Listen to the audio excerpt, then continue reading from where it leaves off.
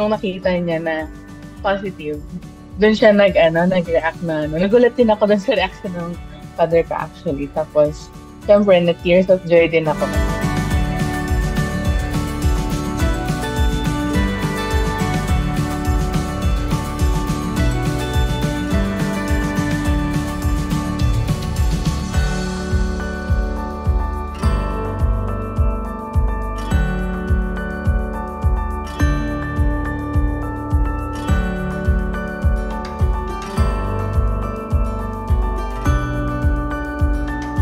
Ang daming nagpe-pray, yung mother-in-law ko nagpe-pray din ng ganun. Hindi ko din in-expect na yun din yung prayer ng father ko habang nasa barko siya.